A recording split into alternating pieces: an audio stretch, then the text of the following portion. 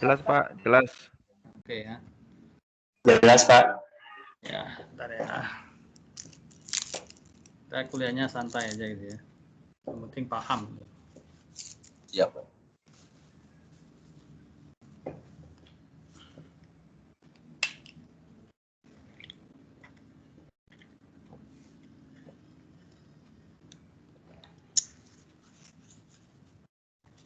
Ini lagi di kampus jadi pakai masker.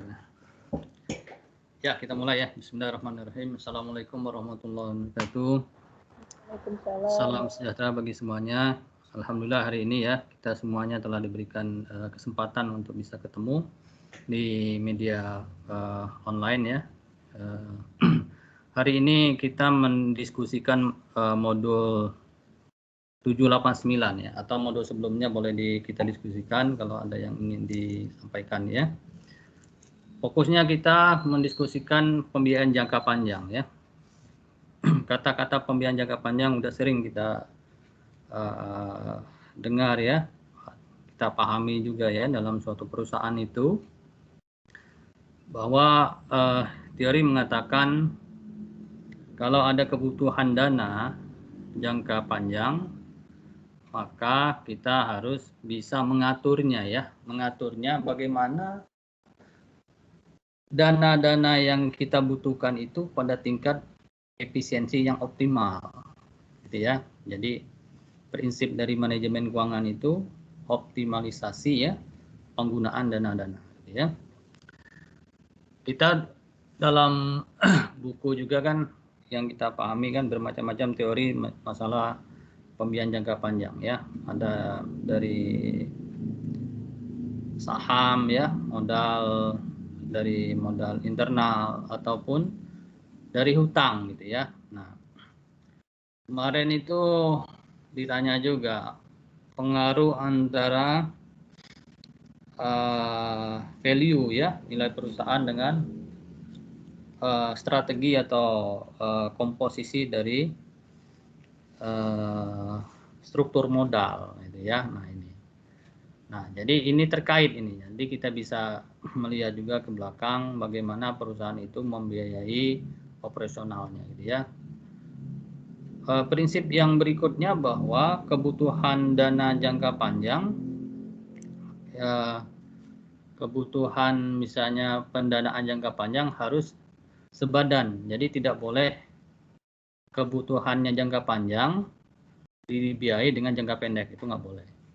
Nah, itu yang akan menyebabkan kemarin krisis kita itu ya tahun 98 itu ada kebutuhan dana jangka pendek tetapi dibiayai jangka panjang. Nah, ini tidak match gitu ya.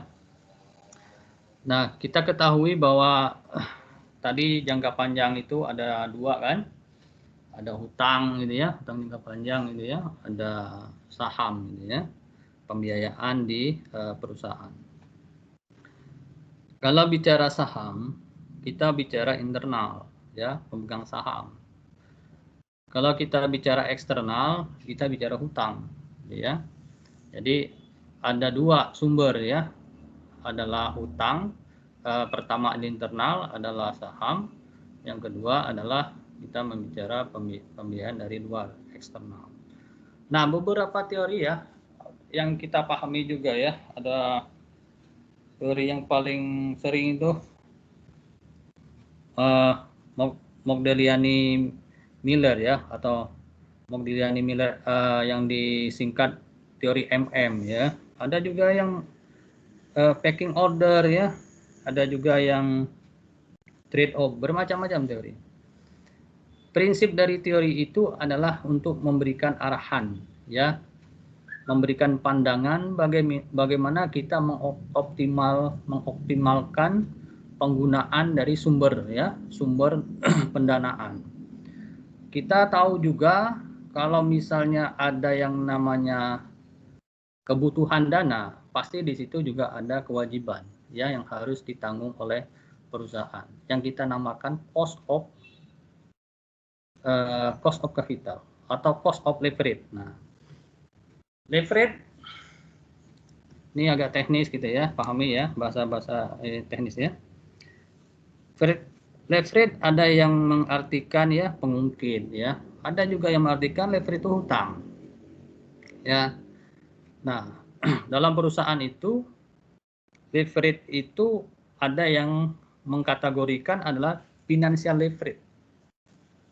Ya. Jadi cost yang terjadi karena penggunaan hutang ya, financial leverage. Ada juga yang operating leverage. Ya. Biaya yang harus ditanggung ya dalam operation leverage yang akan mempengaruhi laba. Apa itu namanya yang ini ya, misalnya fixed cost. Fixed cost dinyatakan operating leverage. Ada beberapa teori menyatakan itu. Jadi yang perlu kita pahami adalah dalam pendanaan itu tadi dua ya, bahwa ada capital yaitu modal, ada hutang. Nah, masing-masing sumber ini mempunyai cost. Kalau kapital kita namakan keuntungan yang diharapkan oleh pemegang saham. Kalau bahasa Inggrisnya itu expected return. Ya. Bisa di lambang dengan V biasanya kan expected return itu. Nah, yang kedua adalah tingkat suku bunga return yang diharapkan oleh kreditur. Ya, yang kita namakan adalah cost of debt, cost of leverage. Nah, masing-masing dua ini punya cost. Kalau kita tarik lagi ya, pemegang saham itu sebenarnya investor juga, gitu. Enggak. Jadi pemegang saham itu investor, kreditor investor juga, ya nggak? Dia mempunyai dana, memiliki dana. Nah, dalam teori kapitalis yang kita pahami kan, bahwa dana itu mempunyai cost, mempunyai biaya, ya. Jadi kalau dia pemegang saham yang kita namakan cost of equity. Kalau dia sebagai kreditor, cost of debt. Artinya punya biaya. Jadi biaya yang harus ditanggung oleh perusahaan. Hanya perbedaannya, kalau dia investor internal, tidak ada kewajiban bagi perusahaan untuk mengembalikan dananya apabila terjadi yang namanya likuidasi atau financial distress yang terjadi di perusahaan. Nah, itu tidak ada kewajiban karena dia pemilik. Tetapi yang kedua, sumber yang kedua adalah dari hutang eksternal. Nah, perbedaan yang signifikan bahwa hutang itu harus dibalikin karena adalah kewajiban. Jadi nanti kalau misalnya perusahaannya kolab, ya asetnya harus dilikuidasi dan pertama kali yang harus dilunasi itu adalah hutang-hutangnya kepada pihak ketiga. Berikutnya kalau tidak cukup, nah harus diambil dari harta pribadinya, ya tergantung nanti peraturannya, undang-undangnya mengacu kemana. Kalau di Undang-Undang PT bahwa disebutkan kalau itu kesalahan dari para pemegang saham atau kesalahan dari para direksi gitu ya, mereka harus bertanggung jawab sampai harta pribadinya. Misalnya direksi mengemplang misalnya kan, melakukan apa tindakan yang memperkaya diri sendiri atau koleganya, bukan berarti dia bebas, tidak. Dia harus bertanggung jawab ya sampai dengan harta pribadinya kalau terjadi likuidasi. Jadi tidak semerta-merta, Pak kan saya hanya sebatas nilai saham saya, iya betul itu, tetapi di situ ada perbuatan, tindakan Anda yang merugikan dan Anda harus bertanggung jawab. Nah, jadi pada teman-teman di sini ya, rekan-rekan di sini yang direksi itu harus berhati-hati. Pemilik lah ya, pemilik, direksi, pengurus itu harus hati-hati. Bahwa tanggung jawabnya itu bisa tanggung jawab renteng. Dan tanggung jawabnya sampai ke harta milik pribadi kalau terjadi permasalahan di perusahaannya atau di organisasi dia pimpin gitu ya. Nah, saya harap udah bisa memahami ya. Mogdalini Miller mengatakan bahwa komposisi antara modal dan hutang itu sama aja ya, tidak ada pengaruhnya dengan value of the firm. Nah, kita pahami dulu nih value perusahaan. Ada yang menyatakan value perusahaan itu adalah nilai ya, nilai perusahaan bila mau dijual. Nah, mau dijual, value of the firm. Ada yang menyatakan bahwa value of the firm itu adalah net asset. Net asset itu artinya kalau kita bicara di perusahaan itu adalah akumulasi dari kapital kan, karena aset itu adalah kalau rumus matematikanya aset sama dengan hutang ditambah modal kan. Nah, kalau kita tarik, modal adalah aset dikurangi hutang kan gitu. Artinya net asset itu adalah sama dengan modal gitu ya. Nah, modal itu dicerminkan oleh saham. Saham itu mempunyai dua nilai yang umum ya, nilai nominal dan nilai intrinsik. Nomen itu kan nilai yang tercantum ya, di mana di lembar sahamnya, misalnya sahamnya selembar 10.000 itu nominal, nomen ya, mengidentifikasi nomen itu ya, terus 10.000 gitu ya. Nah, ada yang namanya nilai intrinsik. Nilai intrinsik itu nilai yang berisi nilai saham ditambah dengan prospek perusahaan gitu ya, merek dagang apa nilai semuanya dinilai itu. Nah, timbullah nanti value of the firm.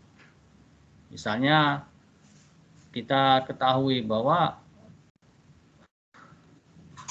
mayoritas saham-saham yang diperjualbelikan di bursa efek itu kan lebih tinggi dari nilai bukunya gitu. Kenapa? Karena disitulah para investor, para fund manager ya, menghitung nilai perusahaan itu berapa layaknya. Jadi dia tidak berpegang pure ya pada nilai bukunya gitu ya, nilai bukunya. Bisa aja nilai sahamnya akan menjadi 10 kali lipat, 15 kali lipat, 20 kali lipat gitu. Itu kan namanya nilai intrinsik. Nah, ingat ya. Jadi value of the firm itu ada beberapa pendapat ya yang menyatakan value of the firm itu tadi net asset. Ada yang menyatakan value of the firm itu adalah nilai saham. Sebenarnya harga pasar saham. Harga pasar saham itu telah memasuki beberapa faktor, termasuk faktor future yang di-present value-kan. Jadi itulah dianggap harga yang mencerminkan kondisi perusahaan sesungguhnya, dengan catatan bahwa semua investor itu mendapatkan informasi yang full, yang dinamakan adalah pasar sempurna gitu ya. Jadi salah satu ciri pasar sempurna itu informasinya mudah didapat dan kualitas informasinya sama didapat oleh para investor untuk misalnya memprediksi ya, untuk menganalisa dan lain-lain ya. Oke, kita kembali lagi ya. Mogdalini Miller mengatakan Anda boleh berhutang, boleh ini sama aja, malahan dia katakan menambah hutang itu lebih baik, akan meningkatkan value perusahaan ya. Value perusahaan. Hanya catatannya pertama ya, dia mengabaikan pajak, walaupun teori yang kedua dia memasukkan pajak. Yang kedua, dia menganggap semua perusahaan itu sama.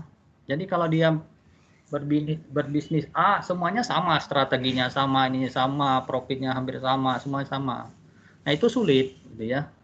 Makanya saya dalam komen saya itu parameter atau asumsi yang diberikan oleh model ini Miller itu sulit untuk diterapkan. Ya nggak mungkin saat perusahaan A dan B itu sama semua, itu nggak mungkin.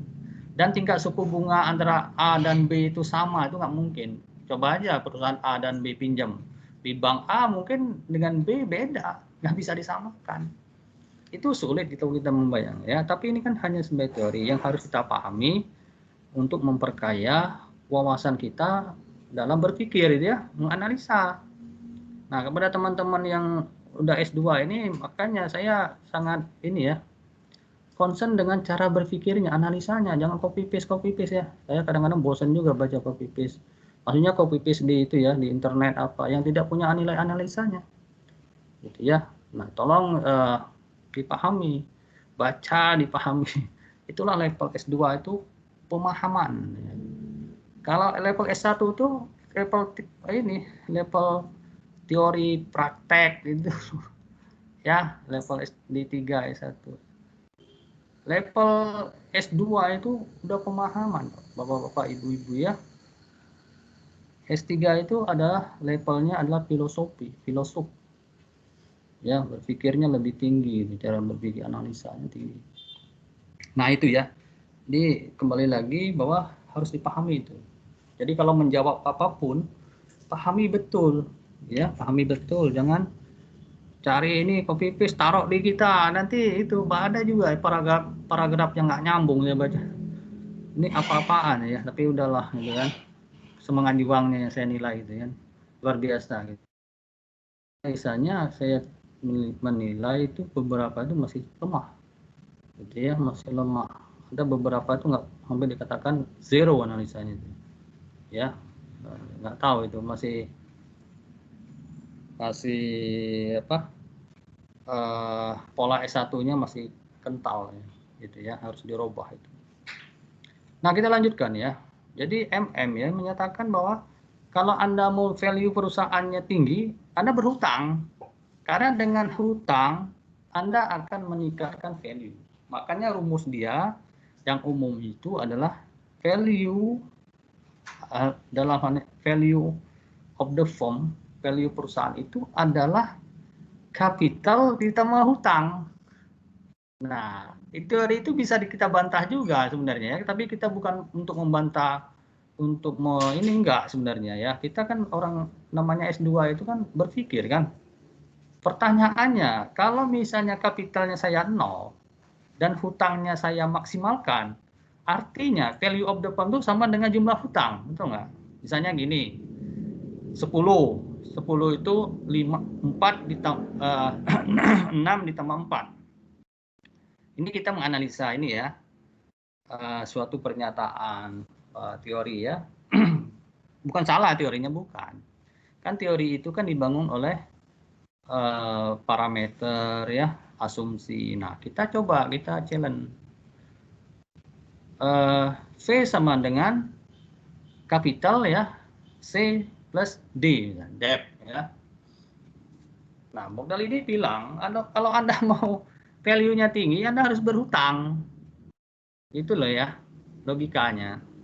Karena itu akan meningkatkan. Tapi dia bilang juga, kondisi ini ada pada saat kondisi yang normal. Artinya bisnisnya normal, ya, kondisi ekonomi normal.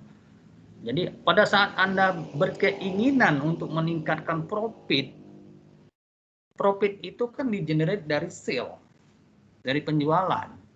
Dan penjualan itu di-create dari fixed asset. Ingat tuh.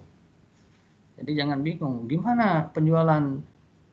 Penjualan tuh dari aset tetap. Aset tetap itu apa? Mesin, bangunan, yang lain. Itu yang menghasilkan sale. Yang lain itu hanya sebagai pendukung-pendukungnya aja. Ya. Jadi fixed asset itu yang dominan untuk menghasilkan income atau return. Nah, kita balik nih. Pada saat kondisi normal, perusahaan mau melakukan meningkatkan sale, dia harus meningkatkan kapasiti produksinya. Nah, pada saat kapasitas produksi itu dinaikkan, dia membutuhkan kapital. tambahan. Nah, pertanyaannya, kalau kapital internal tidak cukup, maka harus didukung oleh eksternal. Maka itu ada teori yang namanya pecking order. Pecking order menyatakan pack yang pertama, grup yang pertama yang harus dilakukan oleh para pengambil keputusan menggunakan dana internal dulu. Makanya dia nyatakan gunakanlah dulu itu laba ditahan, maksud laba ditahan, laba yang belum dibagikan, gunakan dulu packing order itu. Kenapa? Karena dia beranggapan menggunakan dana internal itu lebih murah, gitu ya. Nah, kita kembali lagi ke modal ini Miller ya. Anda berhutang aja kalau mau meningkatkan, tapi tadi asumsinya itu kondisinya tuh normal. Nah, pertanyaannya, siapa di antara kita yang bisa menjamin kondisi itu normal? Ya, tidak. Siapa tahu? Kita nggak tahu di depan kita ini sekarang kita COVID nih ya, tidak normal. Apakah ke depan itu akan jadi normal? Siapa yang bisa jamin? Walaupun ada para pakar, wah COVID ini sebentar lagi selesai gitu ya. Tapi ternyata kita kalau dengar berita di India itu udah punya varian yang baru gitu loh. Artinya tidak bisa cepat, ya nggak, logikanya gitu kan. Kita udah fighting dengan COVID ini kan udah setahun lebih lah. Iya ya, dari Maret ya mulainya. Kalau dari Wuhan itu malah November 2019 ya, setahun lebih itu ya. Nah, pertanyaannya siapa yang bisa menjamin kondisi itu normal? Kan tidak ada yang bisa menjamin. Ya, tiba-tiba mungkin ada negara yang perang gitu kan, negara yang ini. Karena kita kan terconnected ya, tidak bisa berdiri sendiri sekarang dunia itu ya. Kita tidak bisa menutup suatu negara itu. Kalau kita menutup konsekuensinya ya kayak Korea Utara gitu ya. Jadi kita terconnected.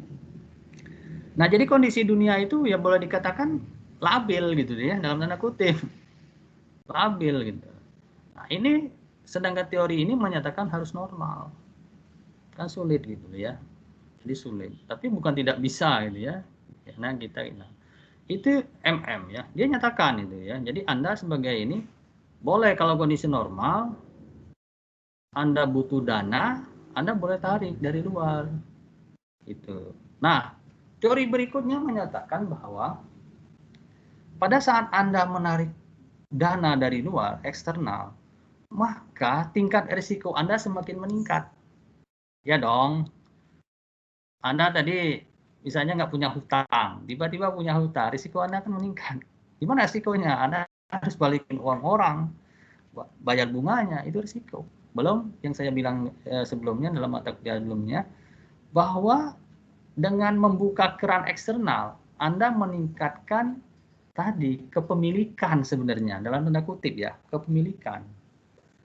Ya, kita serahkan, tetapi secara apa? Secara de facto ya, artinya secara legalnya mungkin itu kan mesti milik kita, tetapi kalau ada share orang lain dalam bentuk hutang, de facto-nya itu bisa berubah nantinya, ya enggak, ada milik orang di situ. Nah, milik orang harus dibalikin dan harus dibayar keuntungan profitnya sesuai dengan perjanjian. Artinya Anda meningkatkan risiko, harus ada namanya trade off. Nah, itu kembali ke teori trade off. Teori trade off menyatakan Anda harus bisa mengatur komposisi antara modal internal dan eksternal supaya mereka mempunyai balancing yang seimbang, namanya trade off. Kalau Anda misalnya yang paling optimalnya 60-40, lakukan.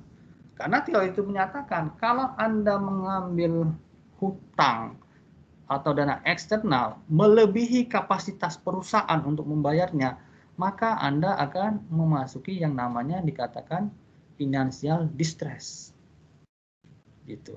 Yang akan mengganggu likuidasi Anda. Artinya boleh di presume bahwa kapasitas perusahaan untuk membayar cicilan dan bunganya udah bermasalah. Distress gitu. Distress perusahaan itu sama juga dengan distress atau stres pengelola perusahaan. Jadi kalau financial distress artinya direksinya juga stres, pengurusnya stres. Kenapa? Karena ada suatu biaya di mana biaya itu melebihi kemampuan perusahaan. Nah, ini namanya distress dan endingnya adalah bankrupt. Nah, ini jangan, hati-hati. Jadi di segi bermacam-macam teori ini kalau kita ramu, kitalah sopirnya ya, yang mendrive. Kita tahu kondisi ini bagaimana perusahaan ini ya. Kalau dia ekspansi, bagaimana peluangnya ya, penyerapan produk perusahaan. Itu harus betul-betul dipikirkan. Ya, jangan sampai kita terjebak ya, trap ya, decision trap. Terjebak, kita salah mengambil suatu keputusan. Tadinya keputusannya kita anggap aman untuk kita laksanakan, pada saat kita laksanakan kita terjebak. Ya, terjebak. Banyak perusahaan juga ya, karena Covid ini banyak yang collapse.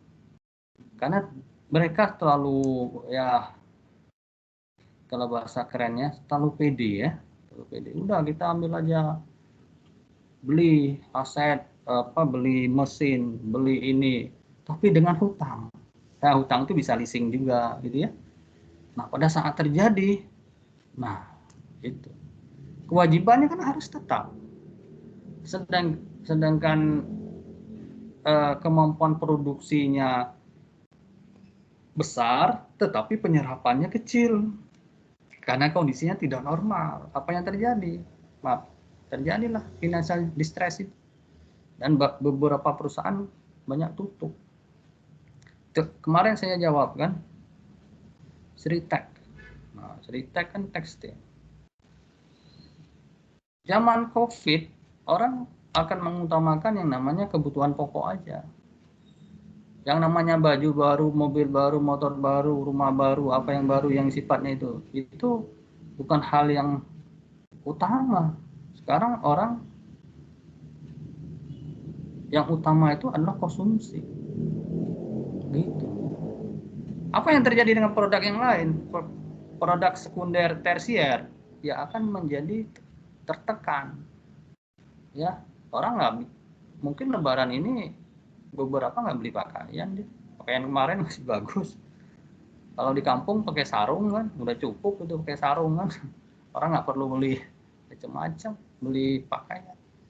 Nah, itu punya efek bagi perusahaan-perusahaan yang lininya misalnya tadi bermain di lini tekstil, ya, atau perusahaan-perusahaan yang di household kayak TV yang lain-lain. Orang nggak perlu harus ganti TV kalau TV-nya belum rusak, ya. Tapi kalau zaman normal, orang nggak ganti TV karena tadi model, karena tertarik dengan perkembangan teknologi, karena tertarik dengan kemampuan power of advertising ya, bagaimana iklan itu bisa merubah pola berpikir orang kan. Tapi kondisi yang tidak normal itu tidak mempan, ya, tidak mempan. Orang tetap aja akan berpegang bagaimana memenuhi kebutuhan pokoknya. Oke ya, ini saya pembuka dari kuliah kita, gitu ya. Jadi kita kuliahnya kan pembiayaan jangka panjang, gitu ya.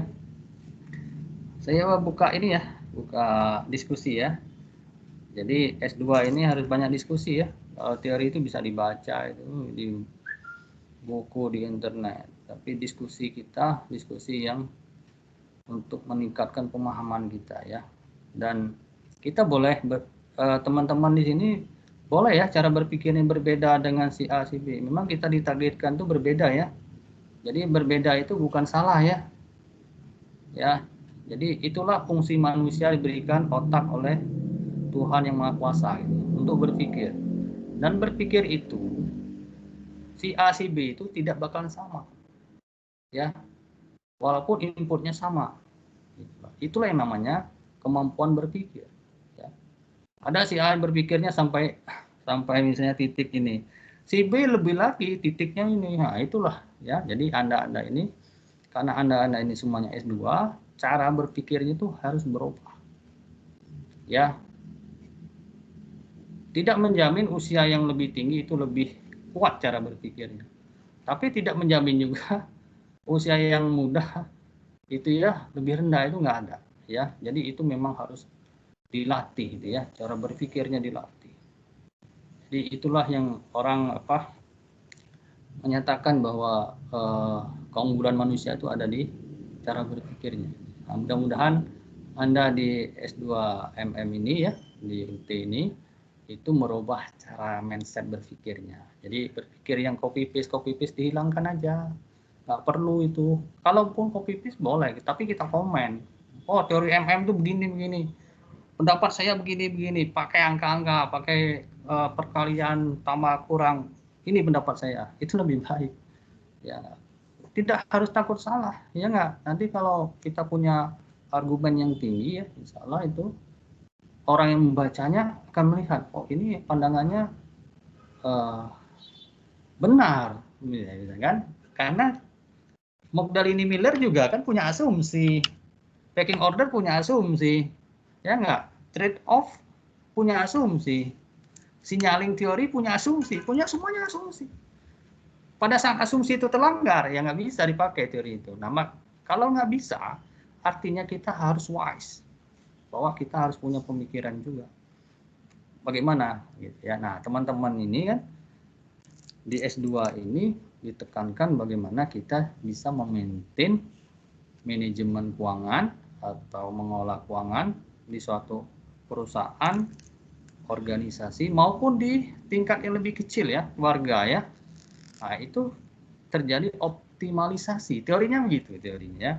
Nah, kalau terjadi deviasi ya itu namanya praktek ya. Tapi deviasinya sih biasanya tidak terlalu banyak gitu ya.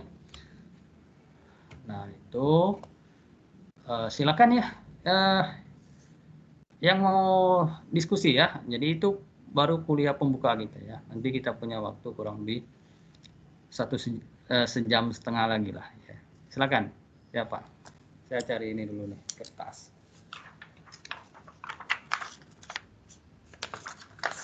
Ada, kita bicara ini ya, pembiayaan jangka panjang. Tetapi kalau mau diskusi yang lain, kuliah-kuliah kita sebelumnya yang masih menjadi masih ada undang-undang ada yang ingin sampaikan ya, jangan dipendam nanti menjadi penyakit hati ya. Sampaikan aja selama saya bisa menjawabnya, atau kalau belum ya saya nanti minta waktu untuk berpikir lagi ya, mencari referensi menjawab apa yang Anda tanyakan, Anda diskusikan ya. Karena saya kan terbatas juga, saya bukan super komputer gitu ya yang bisa berpikir sekian. Silakan,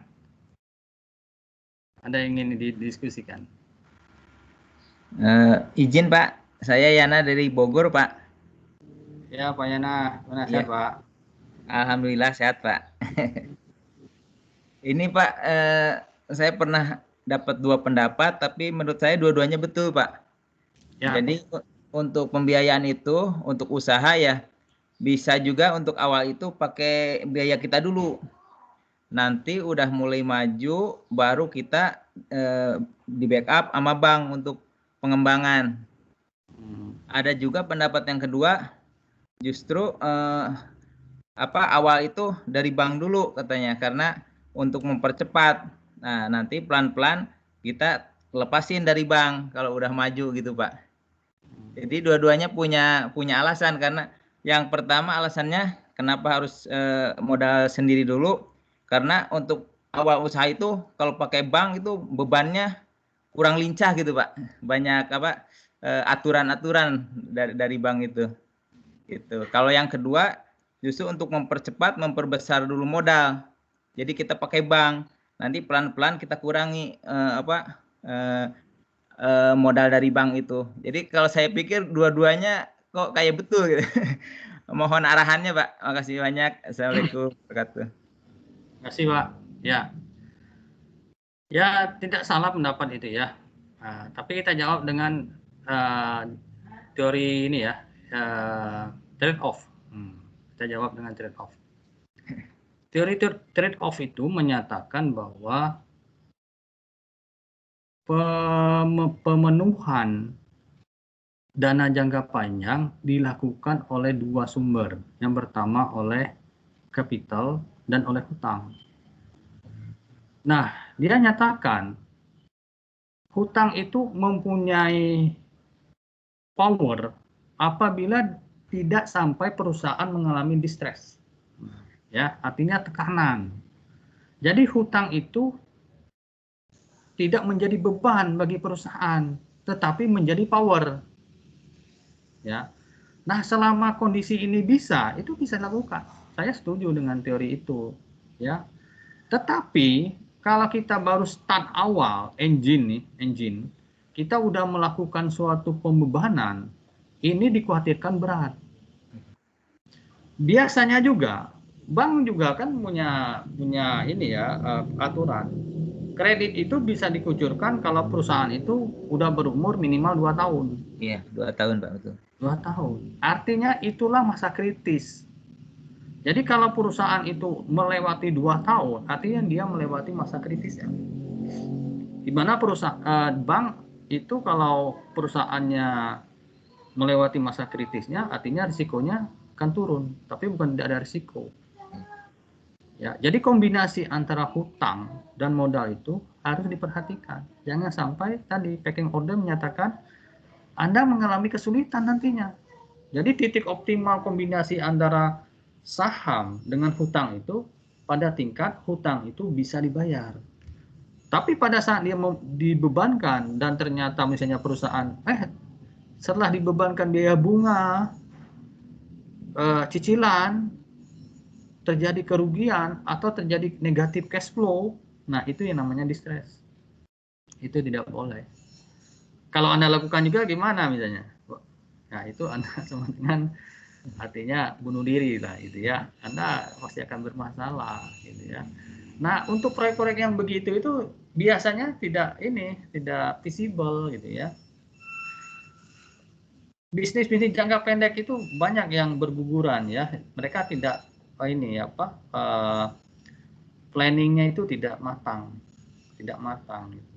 Mereka coba-coba gitu ya. Itulah banyak orang yang terlilit dengan hutang bank karena dia tadi tidak matang, dia lakukan yang kalau kita bicara teori tadi ya, bahwa kita tidak bisa memprediksi kondisi itu normal ya, sulit. Artinya ada peluang deviasi, error. Nah, kita harus perhitungkan berapa persen. Nah, itu yang harus hati-hati ya teman-teman yang sekarang ya mungkin dipercaya sebagai manajer apapun lah, baik keuangan di produksi atau manajer administrasi yang lain-lain. Hal ini harus diperhatikan. Ya, harus diperhatikan. Nah, kalau kita misalnya tidak konsentrasi kita tidak melihat itu kondisi-kondisi yang tadi ya. Nah ini kembali lagi, saya udah katakan juga sebelumnya. Kondisi yang dikatakan modal ini Miller ini kondisi normal atau tidak itu adalah kondisi eksternal, bukan internal itu. Ya nggak? Sekarang kita kondisi COVID itu kondisi apa? Eksternal. Perusahaannya sehat, tapi kondisi luarnya tidak sehat, yang berimbas ke perusahaannya. Artinya sekarang ini terjadi eksternal, internal tidak sehat. Ya, tidak sehat. Ya, contohnya banyak. Pendapatan negara negatif. Oh, nggak apa-apa Pak, pendapatan negara negatif. Jangan, nggak apa-apa. Itu efeknya ke kita. Ya nggak? Ke kita dong. Ya nggak? Kita pembangunannya akan berkurang. Ya, kemampuan negara untuk melakukan ekspansi dalam bisnis tentu akan berkurang. Oh, nggak apa-apa berkurang. Bukan nggak apa-apa lagi. Itu berhubungan dengan tingkat kriminalitas. Itu loh, kalau kita perhatikan, bukan nggak apa-apa. mungkin nggak tahu di daerah teman-teman rekan-rekan sini, apakah tingkat kriminalitasnya rendah atau semakin rendah atau semakin meninggi, ya semakin brutal, gitu kan. Itu efeknya. Jadi kembali lagi ke kita lagi, gitu.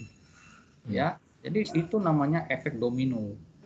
Nah itulah kemampuan kita, para cendekiawan berpikir itu tidak hanya, mohon maaf ya, perut ke bawah, ya. Kita ini kalau udah kenyang berpikirlah perut ke atas. Ya, ini saya filosofi ya. Jadi kalau Anda udah kenyang gitu ya, jangan berpikir yang perut ke bawah, perut ke atas. Sampai Mars berpikirnya itu. Itulah yang dibutuhkan, baru dikatakan Anda real S2, real master, real doktor. Di sini kan ada juga yang ambil doktor ya. Hati-hati tuh. Nah dokter tuh dianggap bisa semua gitu, itu berat juga. Sebenarnya tidak juga kan, saya dokter, saya nggak ahli juga di bidang lain itu, ya nggak, tapi dianggap bisa gitu ya, itu berat gitu ya. Oke, yang lain ya silakan, ya, Pak Yana. Halo Pak, izin. Ya, ingin bertanya Pak Nani. Siapa? Isa Martian.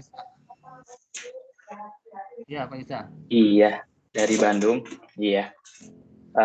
Bagaimana Pak Ramdhani menurut pandangan Bapak terkait perusahaan, kan ada dua ya, misalkan tadi seperti Bapak jelaskan, kalau perusahaan menambah modal itu bisa dari saham dan juga dari hutang atau pinjaman. Nah kalau misalkan perusahaan itu menerbitkan misalkan saham tapi untuk membayar hutang sebelumnya, itu bagaimana Pak pandangan Pak Ramdhani? Terima kasih. Ya. Itu bisa aja Pak. Jadi artinya kalau kondisi perusahaan yang melakukan diversifikasi atau namanya itu ya menukarkan lah ya, karena dia membayar utang dengan menerbitkan, artinya secara tidak langsung dia mengalihkan kepemilikan. Ya, itu ada beberapa bisa dilakukan selama krediturnya mau gitu ya, mau. Dan itu adalah strategi ya, dan boleh dilakukan kalau tadi ya persyaratan-persyaratan antara ini kreditur itu bisa disepakati. Nah, tetapi tidak kalah menariknya, kalau kondisi ini terjadi itu menjadi pertanyaan terhadap bisnis perusahaan itu, gitu ya. Bisa juga dianalisa perusahaan ini lagi bermasalah dengan bisnisnya, sehingga dia tidak bisa membayar hutang dan cost of debt-nya. Maka dia lakukan yang namanya itu adalah pengalihan hak milik, di mana terjadi konversi hutang menjadi kapital. Ya. Ada dalam obligasi juga ada, ya. Call bond namanya ya, obligasi yang bisa dibalik, redeem istilahnya. Itu adalah salah satu cara perusahaan untuk meminimalkan tingkat risiko dan tingkat stressing tadi, ya, distress perusahaan keuangannya. Boleh dilakukan. Pertanyaan berikutnya, apakah investor mau? Nah, ini pertanyaannya. Mau nggak? Kalau dia mau, nggak masalah. Nggak masalah. Lakukan. Tetapi di situ juga para pemilik yang lama harus menyadari pada saat dia mengalihkan sahamnya, apakah dia masih mayoritas atau minoritas. Artinya kalau minoritas itu di bawah 51%. Gitu ya. Karena undang-undang kita menyatakan bahwa yang mayoritas itu berkuasa penuh. Beda di Amerika, di negara-negara kontinental lain tuh minoritas itu tidak harus dikecualikan, tidak boleh. Mereka bisa menggugat, misalnya direksi ini semuanya dari mayoritas, nggak boleh. Mereka bisa menggugat, harus ada juga dari minoritas. Dan kalau direksinya nggak benar, minoritas bisa gugat. Kalau di kita kan yang menggugat tuh mayoritas. Oke ya, itu ya, jadi Pak Isa. Jadi boleh. Jadi kita lihat kondisinya. Hanya kondisi yang begini ini biasanya bisnis perusahaannya mengalami masalah. Dia masalah likuiditas. Nah, ya, jadi dia menyerahkan sebagian sahamnya kepada kreditur ya. Jadi untuk mengalihkan tadi beban ya, stressing financial distressnya boleh. Tapi saya menganalisa bahwa ini terjadi masalahnya bukan di ini, masalah pemicu utamanya adalah di core bisnisnya gitu ya, yang mengalami gangguan gitu ya, sehingga dia mengalami kesulitan di masalah finansialnya. Tetapi yang lain juga bisa terjadi, misalnya memang dia mau men-sharing ya, men-sharing kepemilikannya ya, ditawarkanlah kepada kreditur yang lain, itu bisa terjadi. Tapi itu sangat kecil juga ya. Karena kalau misalnya ada teorinya begini, kalau ada ayam bertelur emas, mau nggak ayamnya anda jual? Logikanya deh, ada ayam bertelur emas, mau nggak dijual ayamnya?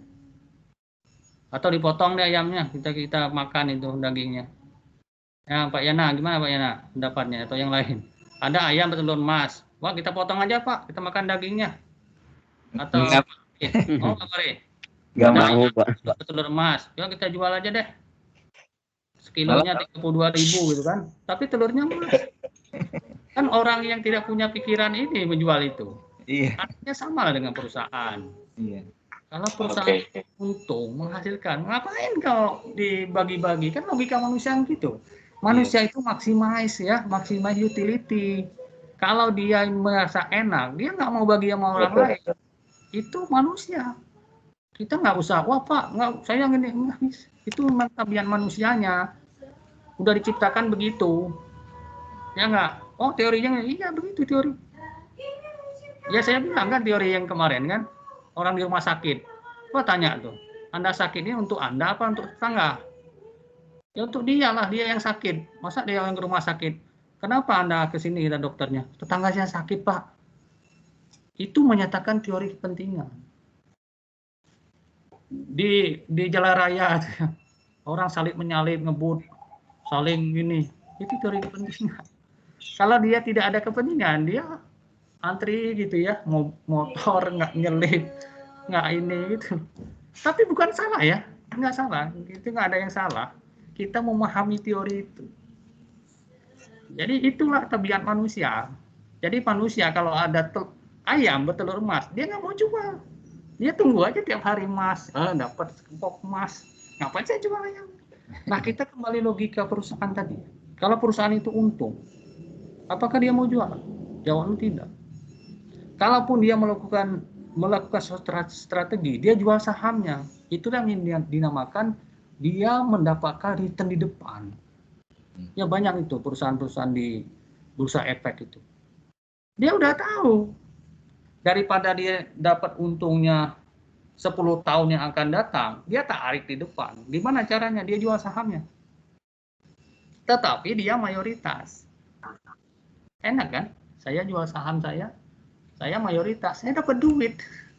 Itu bisa saya olah lagi, berlipat-lipat lagi gitu. Logiknya begitu logiknya. Hanya pemikiran kita terbatas. Kita tidak bisa membaca kondisi di depan. Itulah keterbatasan. Murah ya Pak ya.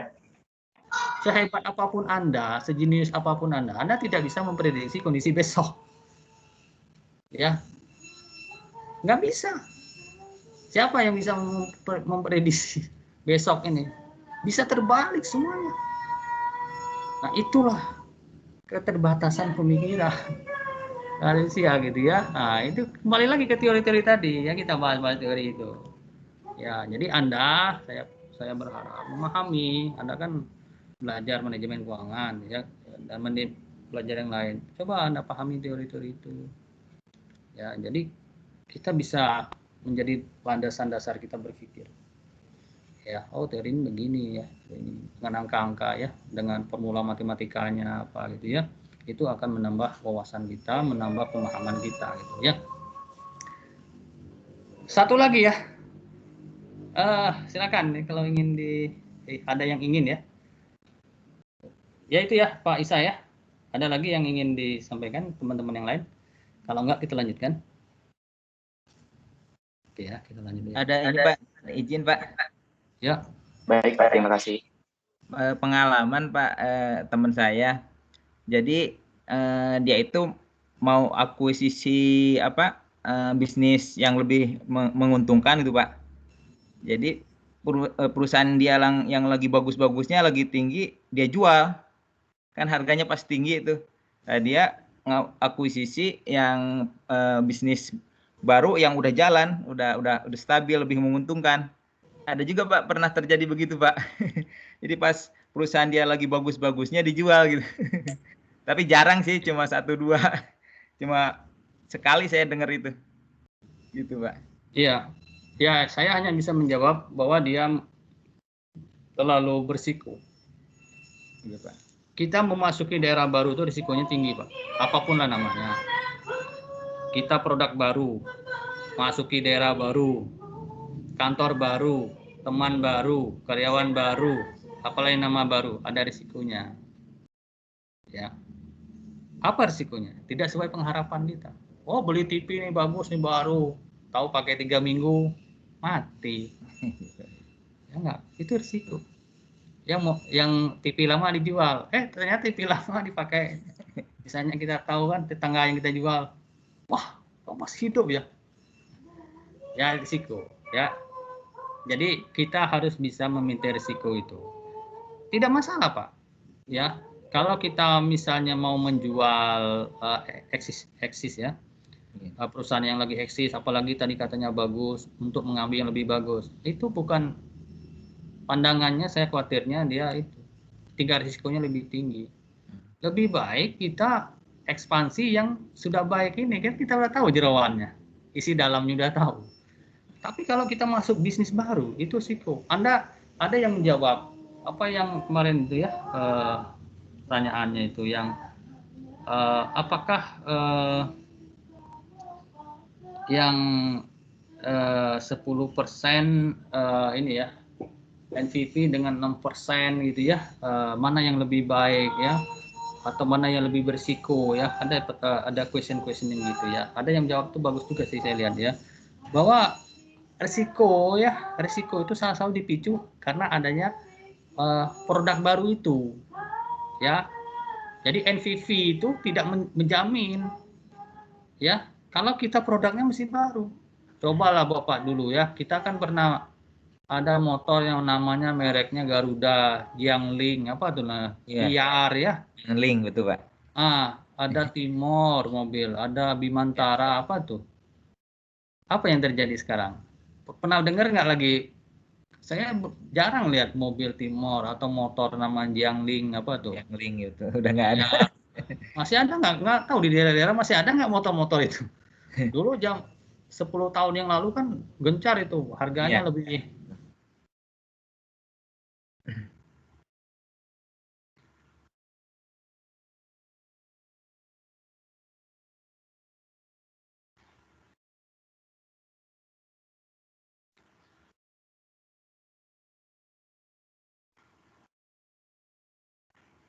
Suaranya hilang Pak.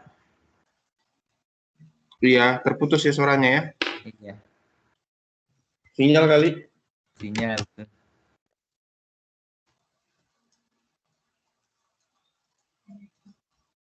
Tadi kayaknya ada suara nyanyi ya. Oh iya, ada suara. Nyanyi ungu. Iya, iya.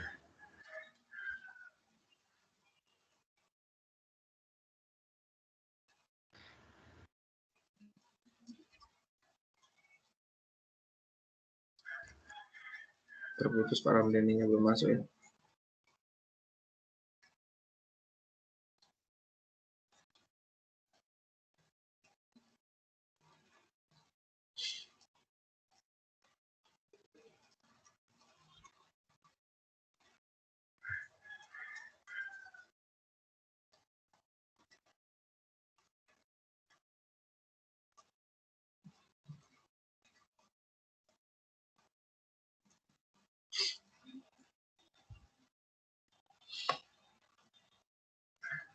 Lumayan banyak yang keluar itu.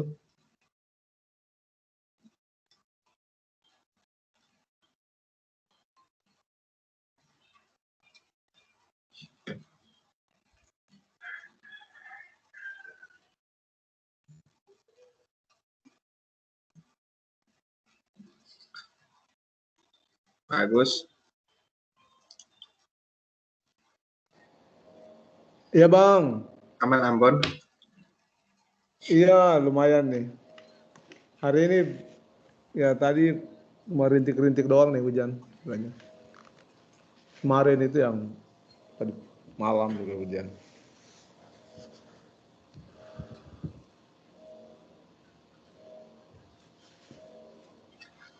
Pak Heri jangan lupa di-share nanti ya Pak hasil recording hari ini. Siap, Pak Ketua.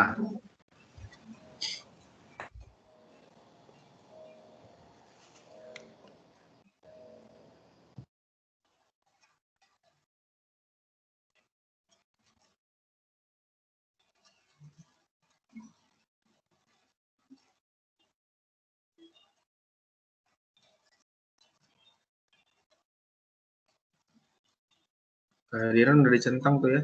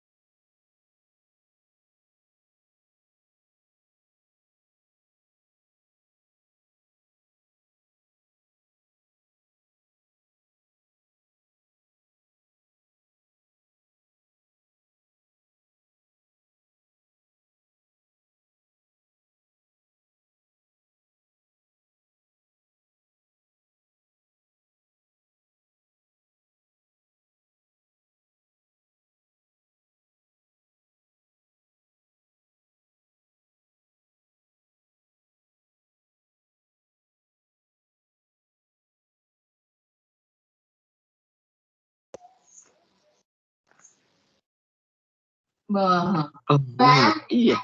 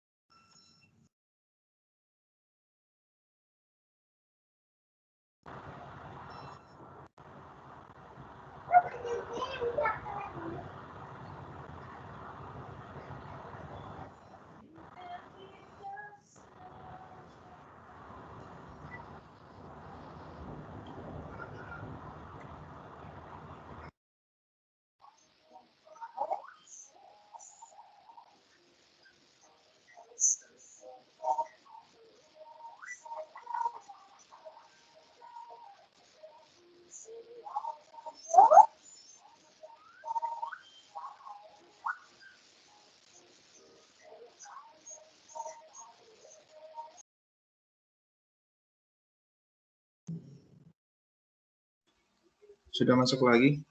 Udah, sudah ada. Ini tapi connectingnya nggak stabil nih, gambarnya nggak Nggak bisa. Bentar Oh, ya, nggak bisa diupload ya, Pak? ini masih connecting nih. Bentar ya. Hmm. Nah ini nih, ini hilang lagi.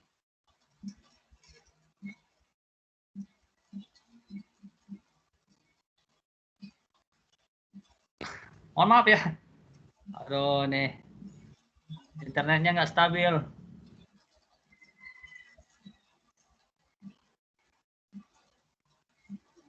Gimana, jelas nggak? Jelas. Gimana, jelas?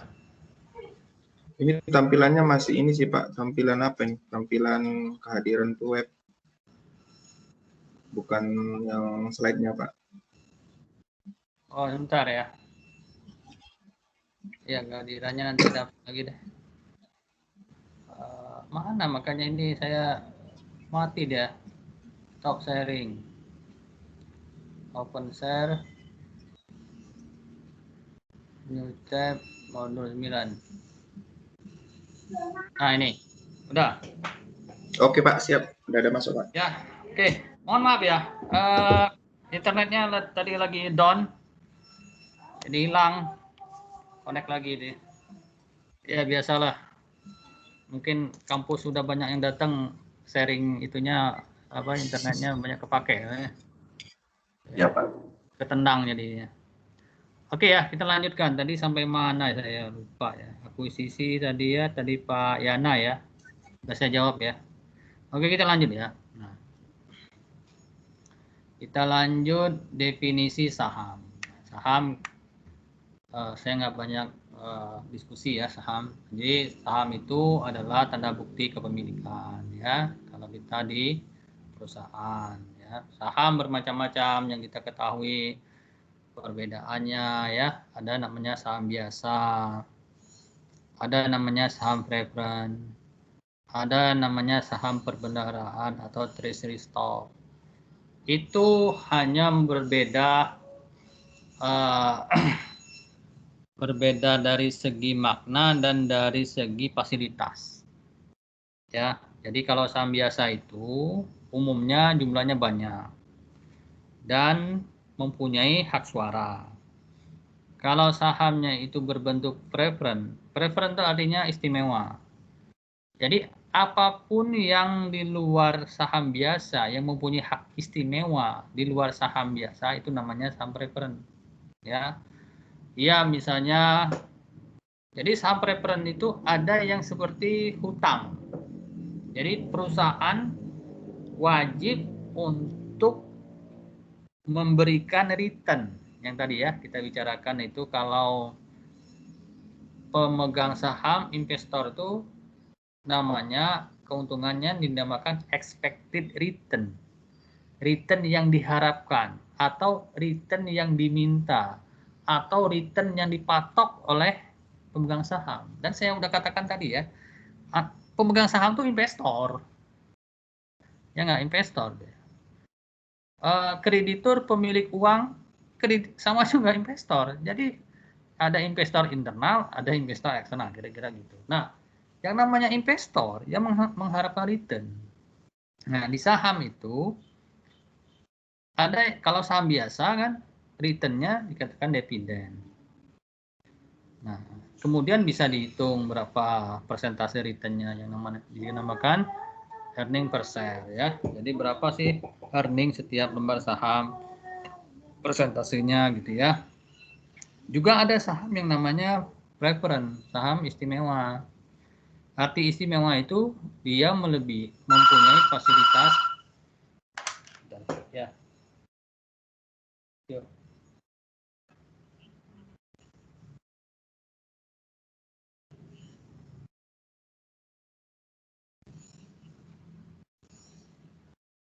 Per bulan aja. Banyak amat. Nggak kabur. ya apa? Kalau paket, jangan pakai lah. Per bulan aja.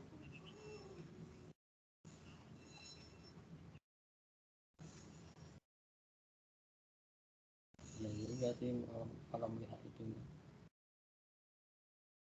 Kalau per paket per bulan segitu sih nggak apa-apa. Iya kan nggak banyak juga.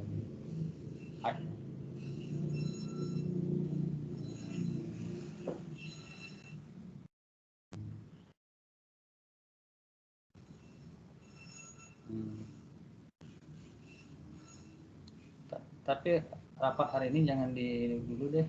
Rapat ini kan hanya untuk hanya nominalnya menurut saya ya.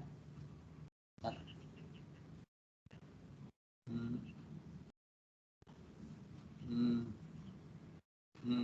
Ya.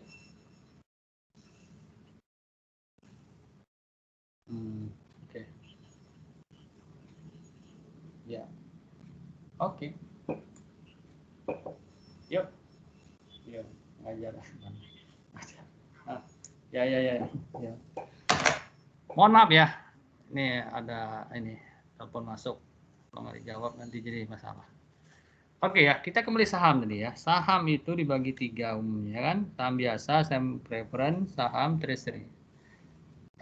Tadi preference dia mempunyai hak istimewa ya. Misalnya dia tadi harus dibayar returnnya walaupun perusahaan itu rugi. Jadi kalau rugi di mana ditunda ya, tetap saja perusahaan mempunyai kewajiban. Jadi akan diakumulasi itu ya.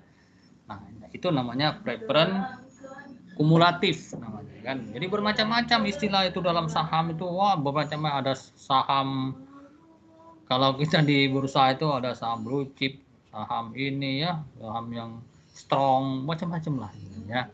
Itu hanya istilah-istilah aja ya. Dan kita harus bisa memahaminya itu dengan baik gitu ya. Kemudian ada saham tadi, ada saham pembendaharaan. Dalam bahasa Inggrisnya itu treasury stock. Ya. Artinya saham perusahaan yang ada di pasar, di bursa dibeli lagi oleh perusahaan. Nah, ini kenapa? Pertanyaan kita kan kalau S2 kan gitu kan. Kenapa dibeli lagi? Kenapa tidak dibiarkan aja? Nah, biasanya dibeli lagi itu pertama pemilik aslinya, pemilik yang ada di perusahaan itu ya kelebihan likuidasi. Likuidasi lagi. Kelebihan likuiditas. Nah, likuidasi kan itu kan artinya pembubaran perusahaan, likuidasi. Salah bahasa ya, mohon maaf. Kelebihan likuiditas. Jadi daripada likuiditas itu menganggur, kan dalam teori manajemen juga tidak boleh ada uang yang menganggur. Idle itu nggak boleh. Jadi uang itu harus diputar, ya. Artinya dalam bahasa manajemen itu dioptimalisasikan. Jadi betul-betul uang itu nggak ada yang sifatnya uang yang nganggur, ditaruh di kantong, ditaruh di laci, itu nggak ada. Istilah manajemen keuangan nggak ada.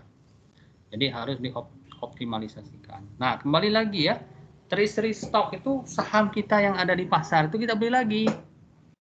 Tentu pada saat kita membeli lagi itu kan kita mengeluarkan likuiditas kita, liquid uang yang kita ada. Karena kita kelebihan uang kita beli. Kedua, alasannya adalah para pemegang saham itu tidak mau porsinya itu keuntungannya itu dibagikan kepada pihak yang lain terlalu besar. Ya dong, dia beli lagi. Nah, dengan begitu efeknya ke depannya profit perusahaan itu tidak dikeluarkan kepada pihak eksternal, gitu ya. Persediaan yang siap untuk dijual, ya. Saham adalah persediaan yang untuk dijual itu ada saham-saham yang belum laku, ya. Jadi ada saham yang ditempatkan, ya. Ada saham yang beredar, gitu kan, itu beda-beda. Kalau yang ditempatkan itu berapa misalnya saham yang untuk membentuk perusahaan 10.000 lembar, ya. Yang beredarnya 5.000. Jadi yang 5.000 itu masih posisi ditempatkan. Boleh dijual. Boleh dijual, ya. Nah, kalau dalam bursa itu kan dijual oleh intermediarisnya, ya, para brokernya, ya, yang namanya itu emiten, ada lagi yang namanya itu wali amanat, ya. Jadi wali amanat itu berkewajiban untuk menjual saham-saham perusahaan yang sudah menjadi kesepakatan. Istilah itu namanya apa ya dalam dalam pasar saham itu, ya. Jadi perusahaan itu kita katakan itu wali amanat, ya, yang diberikan amanat, ya. Nah, wali amanat itu wajib, kalau tidak habis dia wajib membeli. Perjanjiannya tergantung perjanjiannya, ya, wajib membeli atau dia bisa dikembalikan ke perusahaan itu kalau nggak laku. Kan saham itu kan samalah dengan itu kan, barang kan, bisa laku bisa tidak. Nah, sekarang misalnya yang kemarin contohnya perusahaan yang lagi kena diajukan pilot ke pengadilan niaga, ya, Sritek gitu. Sekarang kan turun, ya, nilai sahamnya lumayan itu turun. Saya amati, ya, dari mulai April, ya, sampai Mei itu udah hampir 20% terpotong nilainya. Dan itu grafiknya kalau secara teknikal, ya, saya melihat itu semakin menurun. Ya. Kenapa? Karena investor merasa tidak aman untuk memegang saham Sritek. Sri itu, ya, lebih baik dilepas. Tetapi kan hukum pasar, ya, nggak hukum pasar, bahwa antara pembeli dan penjual itu belum tentu ketemu dalam satu titik. Kalau banyak yang menjual, pembelinya sedikit, ya harganya akan turun kan. Dan pada titik tertentu, pada saat dia mau jual nggak ada pembeli. Nah, itu yang berbahaya, ya. Namanya saham tidur, nggak ada yang mau beli. Ada beberapa perusahaan yang sahamnya tidur. Ya, tiba-tiba ada transaksi, ya, biasanya itulah istilah saham itu digoreng, gitu, ya. Dibeli oleh kolega-koleganya untuk memancing, gitu loh. Namanya digoreng, istilah apa itu, ya, dalam dunia saham, gitu, ya, transaksi saham. Jadi saham itu nggak pernah tidur kan, itu kalau dia tidur dia akan kena penalti itu, ya, kalau tidak aktif. Makanya daripada kena penalti, ya, sama-sama koleganya saling beli, gitu, beli jual padahal itu aja, gitu, ya. Nah, paling-paling perusahaan menanggung fee, gitu kan, karena jual beli di bursa efek itu kan ada fee-nya kan, sekian persen harus baik jual baik beli harus dibayar kepada otoritas, ya, dan harus ada pajak, ya, pajak untuk negara. Bagi pihak memiliki saham akan memperoleh keuntungan, ya, kayak keuntungannya dividen dan capital gain.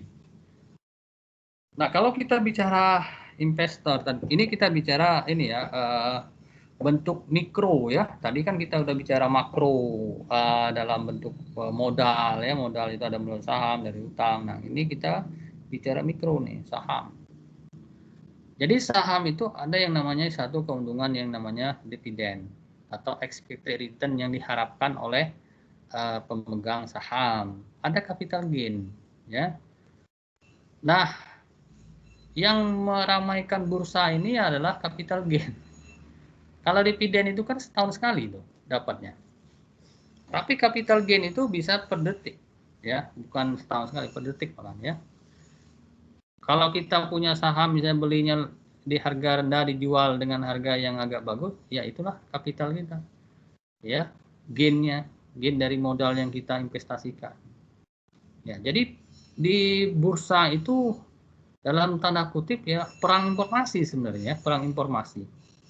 Ya, ada perusahaan misalnya melakukan ekspansi itu dihitung nanti oleh para analis, ya, fund manager dihitung. Ekspansi itu akan mengakibatkan keuntungan sekian apa sekian, maka sahamnya akan sekian. Makanya saham ini harga pasar yang wajar sekian. Nah, itu. Nah, ada analis berikutnya menyatakan begini kan? Itu banyak analis ya. Wah, ini harga sahamnya under value nih. Bagus dibeli. Makanya banyak yang beli ya. Para investor berebut. Jadi mereka itulah yang namanya pasar sempurna, yang dianggap misalnya semua informasi yang dibutuhkan investor itu tersedia dan dapat diakses oleh semua investor. Itu teorinya. Tapi kenyataannya itu tidak semudah itu ya, tidak semudah itu. Bahwa informasi itu mungkin aja berbeda ya, berbeda diterima A dan B. Mungkin aja antara fund manager A sama fund manager B itu cara menghitungnya itu menghitung harga pasarnya saham itu akan berbeda ya, karena bermacam-macam asumsi yang dia pergunakan ya. Nah, kembali lagi ya, hak suara bagi pemegang saham biasa common stock ya. Common stock, preference stock, treasury stock, itu ada istilah-istilah. Nah, capital gain ya modal sebelumnya, modal sekarang, modal sebelumnya dikurangi modal sebelumnya. Ini adalah menghitung return. Ya, logikanya begini. Anda misalnya punya uang 1.000, beli saham, naik jadi 1.100, untungnya kan 100. 100 itu berapa persen dari modal Anda? Kan 10%. 100 dibagi 1.000, 10%. Gitu. Itulah capital gain Anda. Ya, Anda merasa puas nggak dengan 10%? Ya puas. Ya udah, artinya dengan adanya return saham segitu, Anda dalam tanda kutip memuaskan keinginan Anda, expected return Anda. Tapi ada juga yang orang tidak kan, makanya timbul yang namanya itu risk ya, risk taker ya. Ada yang dia tidak suka dengan risiko kan, risk adverse ya, itu macam-macam itu ya, itu adalah psikologi manusia ya. Jadi kalau mau cepat untung banyak, nah, dia risikonya tinggi. Jadi artinya antara risk dan return itu adalah linear ya, tapi ada saya contohkan juga ada yang tidak linear gitu ya. Karena apa? Karena ada intervensi gitu kan.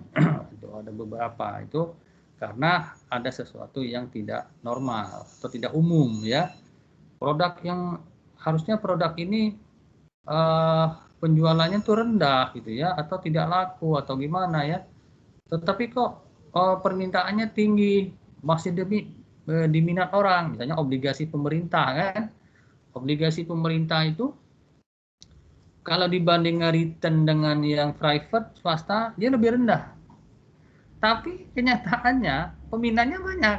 Nah gitu kan, orang kalau pemerintah, jarang tuh pemerintah misalnya Republik Indonesia mengeluarkan obligasi itu nggak laku, itu jarang ya. Malahan baru rencana mau diisut, dikeluarkan obligasi itu ya, itu yang mesennya udah antri gitu. Nah artinya apa? Peminatnya kan banyak kalau udah antri. Beda dengan pemerintah mau jualkan saham, mengeluarkan obligasi ya kan, SUN ya, surat utang negara kan. Tapi peminatnya biasa-biasa aja, nggak ada tuh yang antri-antri yang nyatet dulu saya sekian, yang nggak ada tuh, biasa aja gitu ya. Kayak inilah kita beli ikan di pasar kan, nggak sampai antri berkilo-kilo, beratus meter antri untuk beli ikan, nggak ada, biasa aja beli aja ikan langsung di depan kita beli kan. Nah itu obligasi pemerintah SUN itu orang udah daftar, misalnya Pak Re 10.000 lembar obligasi dengan nilai misalnya satu lembar biasanya kan 5 juta tuh, udah ngantri tuh. Nanti pada saat itu obligasinya dilepas, diisut pemerintah, langsung dapat tuh sekian ya, store uang ke bank, dapat obligasi. nanti di administrasinya di bank. Jadi bunganya nanti otomatis ditransfer ke rekening yang ada di bank itulah ya. Nah, itu saya bilang bahwa ada sesuatu yang walaupun bukan dikatakan menyimpang dari teori 100% ya, mungkin 60-70% ya dia menyimpang gitu ya. Bahwa ada obligasi yang returnnya itu di bawah return pasar, ya dalam tanda kutip ya, return pasar ini dia lebih rendah lah. Tetapi diminati orang dibanding ada yang returnnya tinggi yang kurang diminati gitu loh. Kan logikanya kan orang itu mencari keuntungan yang sebesar-besarnya, tetapi pada saat dia disandingkan dengan risiko, nah risiko itu dia nggak bisa terima. Nah dia lebih baik menerima yang ini nih ya, obligasi pemerintah, atau lebih aman lagi deposito yang nilainya di bawah 2 miliar yang dipecahkan di berbagai bank kalau mau ya itu. Jadi banyak cara-cara ya. Itu tujuannya apa tadi? Kita punya modal, punya kapital. Di mana kapital ini bisa menghasilkan. Itu namanya gain. Jadi capital gain adalah keuntungan yang didapatkan karena penggunaan modal gitu. Ya, tadi contohnya angka-angkanya udah saya jelaskan tadi ya. Oke, kita ini nih saya baru ingat itu namanya itu underwriter ya, underwriter tuh. Oke lah kita di sini. Ada beberapa alasan menjelaskan mengapa sebuah perusahaan memutuskan menerbitkan menjual saham. Oh, ini oke nih ya. Tapi intinya mau saham, mau obligasi apapun namanya, itu karena perusahaan membutuhkan modal. Ya, modal. Jadi modal dalam hal ini saya bilang tadi itu ada yang perusahaan tuh bagus semua tapi dia jual saham kepemilikan. Kenapa? Karena pemiliknya mempunyai strategi yang lain. Ya, jadi Pak Isa bilang dia menjual ya, Pak Isa tadi ya menyinggung juga kan. Bukan Pak ya. Bukan Pak Isa deh, Pak Yana ya, tadi menjual posisi itu. Itu ada bagian dari strategi, tapi harus hati-hati. Ya, jadi harus hati-hati dalam mengambil satu keputusan, apalagi ini menyangkut kepemilikan ya, menyangkut kebutuhan dana perusahaan dalam menghandle ya operasionalnya ya. Kebutuhan dana, keinginan ya. Nah, kalau ini sih sudah turun ya keinginan perusahaan. Tapi yang jelas itu kebutuhan dana ya. Kebutuhan dana ya untuk meningkatkan utility tadi ya. Ada pemegang saham menjual sahamnya itu untuk meningkatkan kepuasan dia, utility dia, meningkatkan profitnya dia yang dengan cara mengambil dana-dana di pasar ya, masyarakat di depan dengan menjamin bisnisnya gitu ya. Nah, itu kan teknik namanya. Ya, Anda ini ada bisnis apa gitu ya, bisnis yang maju ya. Anda ini udah berpikir gimana ya kalau labanya ini saya terima di muka, caranya gimana? Ya, cara yang paling mudah adalah Anda menjual saham itu dengan tanpa menjual hak mayoritas Anda. Jual itu saham, Anda dapat uang press, uang press loh, ya enggak? Walaupun nanti profit ini akan tersaring, tetapi ingat, Anda sudah mengambil advance dari profit. Nah, advance dari profit itu kalau manajemen keuangan akan diolah lagi untuk menghasilkan suatu profitabilitas lagi dari kapital yang Anda terima. Makanya dalam istilah istilah orang-orang ini ya manajemen keuangan bahwa tidak mungkin seseorang yang udah kaya itu akan menjadi bangkrut kalau dia bisa memaintain kapitalnya itu dengan baik gitu ya. Ya kalaupun dia ini ya mungkin dia rugi, tapi rugi tidak sampai dia menjadi bangkrut ya, karena dia mempunyai strategi dalam mengatur keuangannya gitu ya, termasuk perusahaan. Jadi perusahaan yang kuat itu manajemen keuangannya itu tangguh ya. Jadi kalau ditimpa oleh resesi, oleh pandemi, oleh gejolak pasar, dia relatif stabil. Ya, relatif stabil. Kenapa? Karena mereka mempunyai fondasi ya, fondasi keuangannya cukup kuat. Jadi mereka punya planning ya, planning A, plan B ya, plan C, apa yang terjadi begini-begini ya. Kan kita juga banyak mendengar kan, banyak perusahaan yang mengurumahkan karyawannya, membayar setengah gajinya, bermacam. Itu adalah strategi-strategi yang dilakukan oleh perusahaan ya dalam memaintain eksistensinya. Kalau tidak begitu dia akan bermasalah.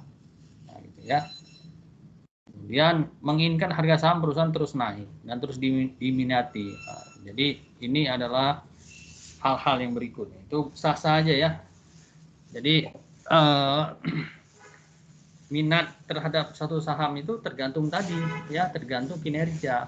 Kalau kinerja perusahaannya bagus ya, kayak perusahaan Microsoft yang punya Bill Gates itu nggak pernah sahamnya tuh turun terjun payung, tuh nggak pernah.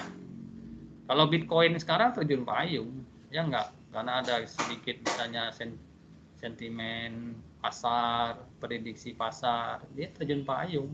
Jadi terjun payung tuh menucuk gitu ya, harganya 1000 jadi 100 ya, itu terjun payung ya, banyak. Tapi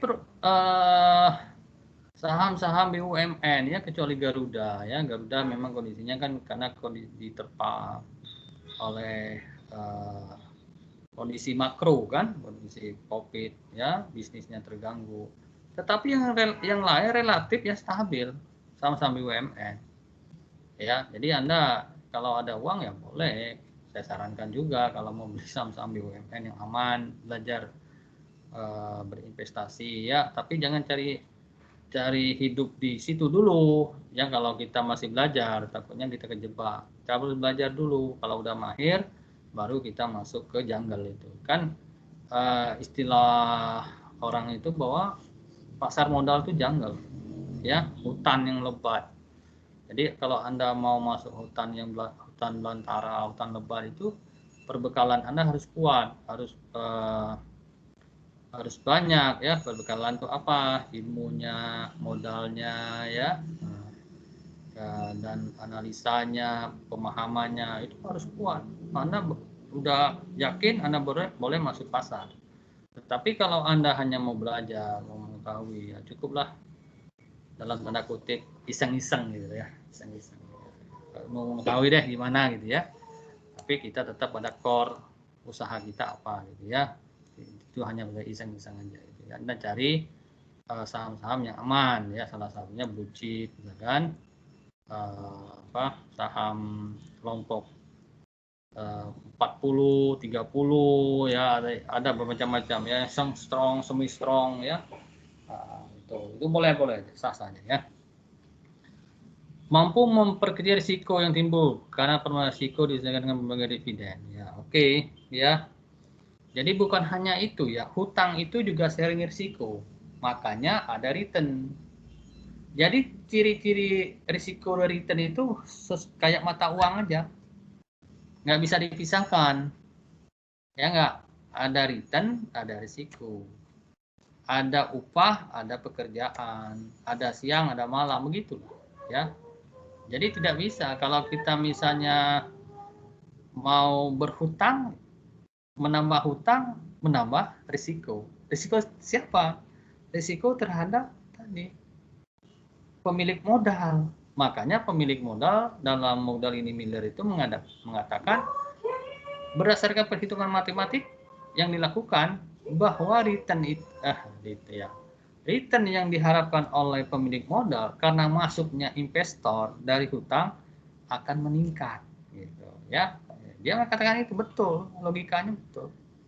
Kalau misalnya ada hutang, kita misalnya saham kita bukan saham ya, dalam perusahaan kita menarik hutang, itu risiko direksi ya, risiko perusahaan itu semakin meningkat karena harus ada kewajiban dan cost of debt yang harus dibayar kepada pihak ketiga ya.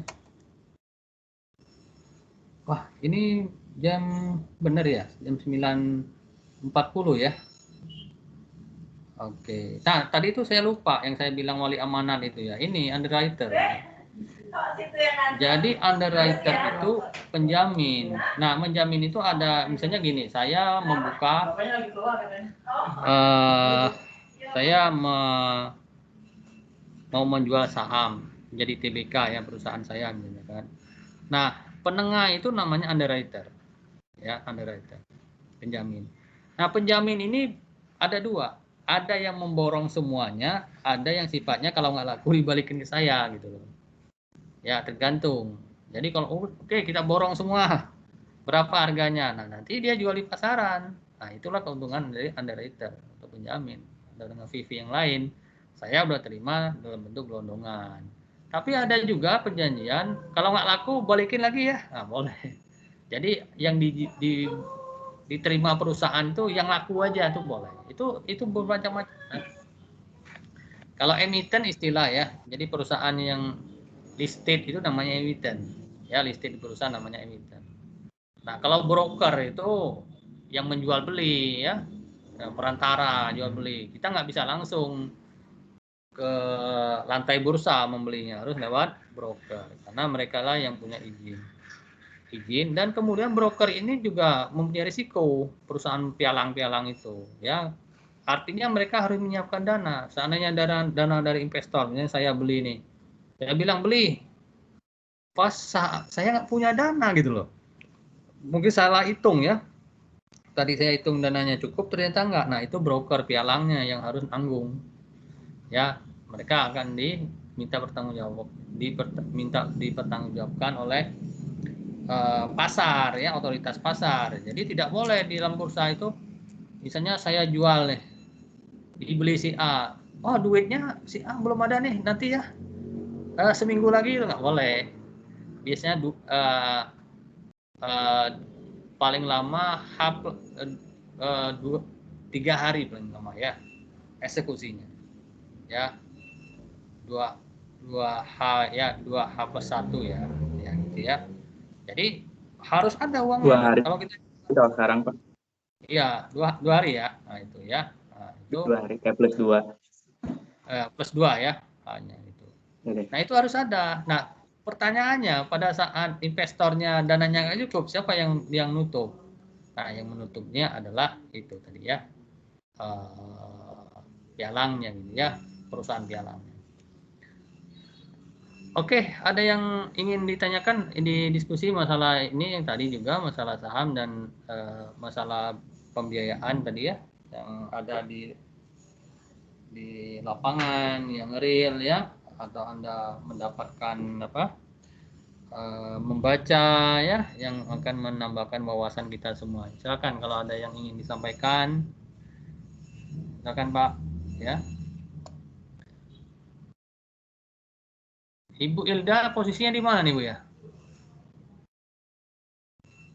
Kok suaranya nggak ada ya? Di Jambi, Pak. Oh, di Jambi. Iya. Iya. Lambat nih Bu ya? Enggak, Pak. Oh enggak ya? Oh iya betul, yang terakhir ya. Oke. Ya silakan yang lain ya, rekan-rekan yang mau diskusi masalah pembiayaan jangka panjang, ada saham, ada utang ya, obligasi ya. Silakan yang ingin didiskusikan pemahamannya boleh ya. Kita sharing di sini ya. Kita kuliah nih ya. Jadi kuliah itu boleh salah gitu ya. Kalau dalam bisnis jangan salah, rugi gitu ya. Silakan.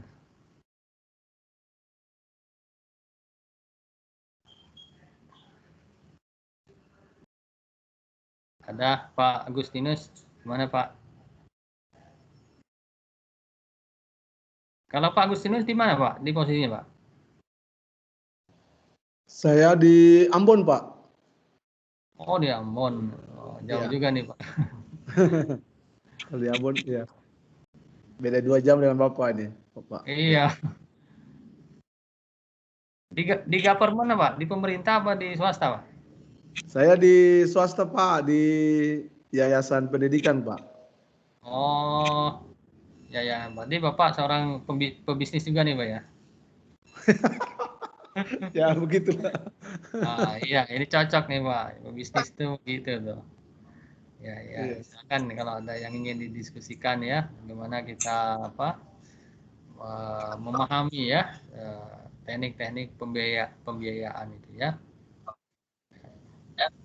Pak, siapa lagi nih? Pak Barlian. Siapa?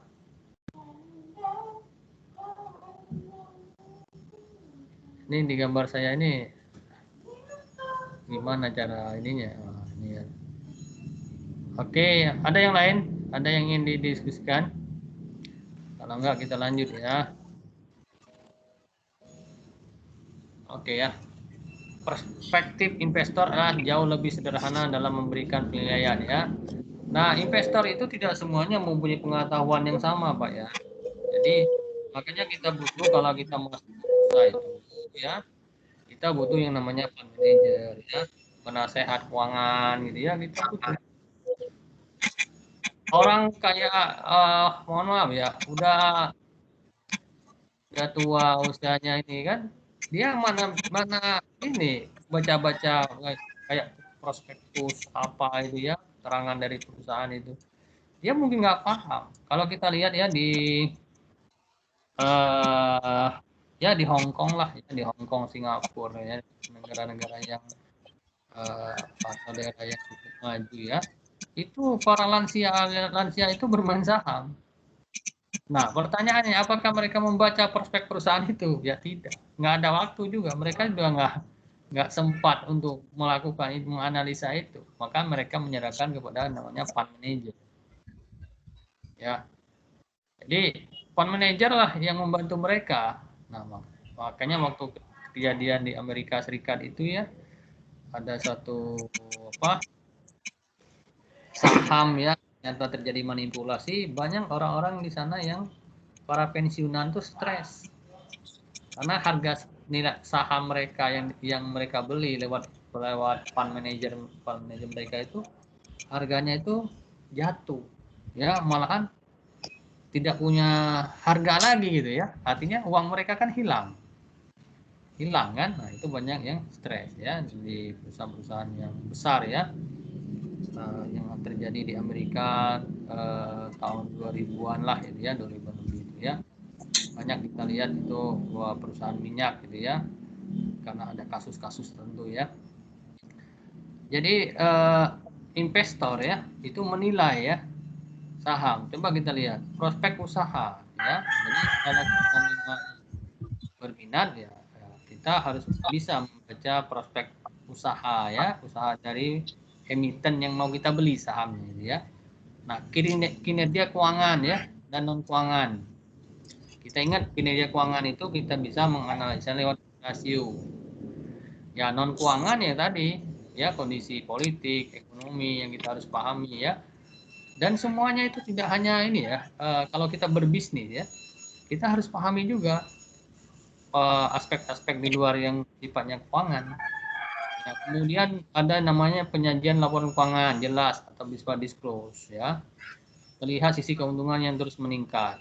Ini adalah yang ideal ya, tapi tidak semuanya. Investor tidak semuanya punya pengetahuan yang cukup, walaupun ya sama lah kita diberikan misalnya satu buku suruh baca, tentu pemahaman A dan B itu akan terjadi perbedaan, tidak akan sama. Yang satunya paham betul, yang satunya mungkin pahamnya hanya setengah. Ada yang lain tidak paham dia, ya nggak? Karena karakter manusia gitu ya, dia kalau baca langsung itu dia nggak paham, tapi kalau dia dengar dia paham gitu. Karena ada tuh orang ya gitu. Jadi dia kekuatannya di pendengarannya. Oh dia paham tuh. Oh ini. Tapi kalau suruh baca, malah dia nggak ngerti apa ya. Itu ada tipe-tipe orang. Ada juga tipe orang kalau dia mendengar dia nggak paham. Dia ngomong apa ya. Tapi kalau dia baca dia paham. Gitu ya. Nah, kalau yang diberikan ini adalah kita harus idealnya kan mengetahui prospek usaha, mengetahui kinerja keuangan, memahami ya laporan keuangannya, memahami tren dari kinerjanya, meningkat atau menurun. Ini adalah faktor-faktor yang kritikal. Ya. Riley and Brown mengkategorisasi industri menjadi 4 ya. Ada finansial. Ini banyak juga di bursa juga ada ya. Jadi bursa kita itu yang ada yang manufacturing ya, fabrikasi, ada yang logam berat, ada yang consumer good ya, ada yang di konstruksi ya, ada yang di hospitality ya, bisnisnya di pangan, jasa yang lain-lain ya kan, ada yang di finansial ya, di perbankan, ada yang di teknologi ya, banyak gitu ya. Jadi tidak hanya ini ya, ini bisa bisa juga menjadi masukan gitu bahwa saham-saham itu ya tergantung dari core bisnisnya gitu ya. Apa sih core bisnisnya? Oh dia kan consumer good ya, jadi ya dia di level itu ya. Ada yang di logam berat ya, misalnya pertambangan ya kan, logam berat. Ada yang di misalnya di perusahaan-perusahaan keuangan gitu ya. Ada yang perusahaan-perusahaan yang lain gitu ya. Itu adalah kategori-kategorinya. Dan ingat bahwa untuk mengamankan modal kita harus namanya diversifikasi ya. Jadi tidak disarankan menanam modal itu dalam satu perusahaan ya atau satu industri. Kita harus beda-beda. Kalau industri yang sekarang ini lagi booming adalah bidang kesehatan gitu ya, itu lagi booming ini ya. Yang lagi tiara bidang hospitality ya, jasa baik jasa penerbangan, jasa perhotelan ya, itu lagi ini sekarang lagi down ya, atau lagi stagnan gitu ya. Tapi yang lain lagi ini ya gitu ya, tidak semuanya itu tidak semuanya itu tiarap ya, kecuali kondisinya memang di luar kendali yang namanya sistematis ya. Misalnya contoh perang. Kalau perang semuanya pasti tiarap, tidak ada saham yang akan naik. Kecuali di negara-negara yang tidak berhubungan dengan perang itu, mungkin dia akan naik. Kenapa? Mungkin di situ ada industri yang sahamnya core bisnisnya itu adalah di pertahanan ya, menjual misalnya senjata, dia akan naik sahamnya. Di negara lain perang, di negara dia enggak, saham dia akan naik gitu ya. Karena apa? Karena dibutuhkan, orang butuh senjata. Kalau perang kan pasti butuh senjata. Right issue ya, jadi right itu hak ya. Jadi right issue itu biasanya itu diberikan kepada pemegang saham lama ya, saham lama pada saat perusahaan itu mau menerbitkan kembali. Ya memang itu wajar gitu ya. Kalau kita mau menerbitkan saham perusahaan ya yang ditawarkan ya pihak internal ya, pemegang saham internal, karyawan, kemudian ditawarkan kepada stakeholder yang lain, para kreditur yang kata Pak Isa itu ya. Mana kalau utang ini kita konversi nih, kami posisinya misalnya lagi bagus nih, hanya kami butuh modal, kami bukan lagi bangkrut, bukan, kami butuh modal, di mana Anda sebagai kreditur menjadi sebagai pemegang saham itu boleh ya, itu bagus. Jadi dengan kondisi yang lagi bagus ya, kita membutuhkan dana, kita tawarkan kepada stakeholder. Nah setelah stakeholdernya mungkin udah jenuh, kita keluarkan ke publik ya, kita lemparkan ke masyarakat, namanya right issue gitu ya. Jadi right issue itu hak ya, jadi kita punya hak yang pertama ya. Ini beberapa teori ya. Jadi harga teoritis ya itu bisa kita pahami ya, kurs penutupan saham ya sebelum hak memesan. Nah ini adalah teori-teori dalam menghitung ya harga teori saham baru ya, harga teori saham yang udah existing ya, harga yang berlaku. Nah, ini adalah bermacam rasio. Nah, ini kan. Nah, kita lihat ini ya. Ini adalah stock split. Saya hanya membahas stock split. Jadi perusahaan juga bisa memecah saham itu. Ibaratnya kalau misalnya ada kue satu loyang, kita bisa pecah kue satu loyang itu menjadi 4 irisan. Jadi satu loyang itu menjadi 4, seperempat. Nah, yang saya jelaskan adalah kenapa perusahaan itu memecah sahamnya. Nah, kayak kita lihat nih ya, bahwa jumlah kapital dia itu adalah sama. Ya, coba kita lihat di situ. Jadi, tapi jumlah sahamnya berbeda udah. Yang tadinya 5.000 menjadi 10.000 sini. Tapi endingnya sama. Hanya ending di pasaran itu akan terjadi perbedaan nantinya. Ya. Nah, alasan pertama perusahaan melakukan stock split karena harganya itu udah sangat tinggi di pasar.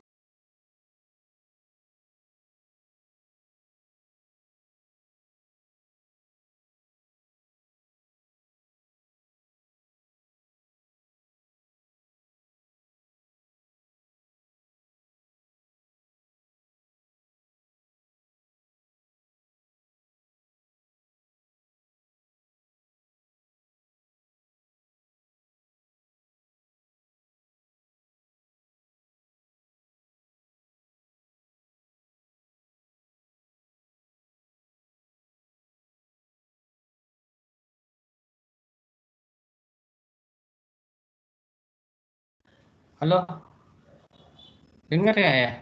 Kok tadi ada ini ya? Iya Ada... Pak. Sempat terputus tadi Pak. Putus. Oh iya, tadi saya juga kok ada suara dismiss gitu ya. Iya. Oke ya. Pak, ini kita 2 menit lagi Pak. Mengingatkan Pak, 2 menit lagi Pak. Kami mau masuk lagi Pak. Oh iya, betul. Oh iya, saya oke Pak Ari ya, saya absen dulu ya, absen dulu. Absen.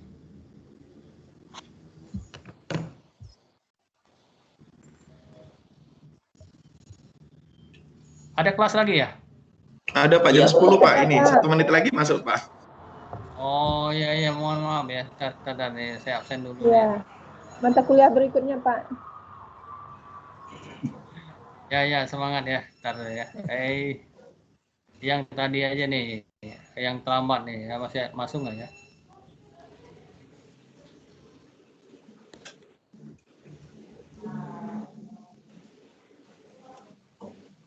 Nur Aini ada? Nur Aini? Nggak ada ya? Oke. Pak Panji? Hadir Pak Pak. Panji masih? Oke. Hadir Pak. Tadi nggak terlambat ya? Enggak Pak. Oke. Sarah? Bu Sarah? Hadir Pak. Hadir Pak. Hadir ya. Wirham? Nggak ada ya? Pak Wirham ada. Bu Maya? Hadir Pak. Hadir ya. Pak Ri ada. Bu Krisnawati ada? Hadir Pak. Oke. Muhammad Habibur Rahman ada? Hadir Pak. Ada Pak. Tadi terlambat ya? Kenapa Pak? Tadi terlambat ya? Iya Pak, maaf Pak, saya salah perkiraan, saya kira minggu depan kuliahnya.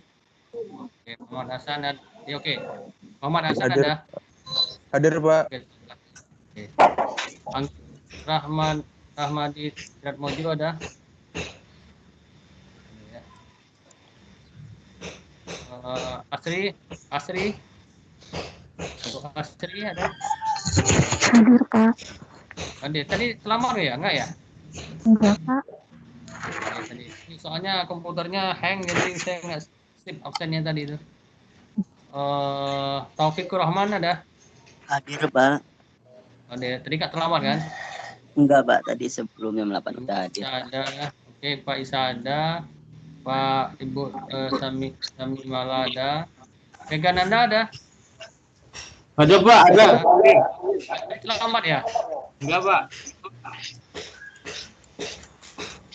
Ini Putu Dewi Hadir Pak. ada. Tadi on time apa enggak Bu ya? Oh on Pak, sebelumnya sudah waktunya sudah. Oh ya, hebat. Pak Christian Sulistyo Hadir Pak. ada.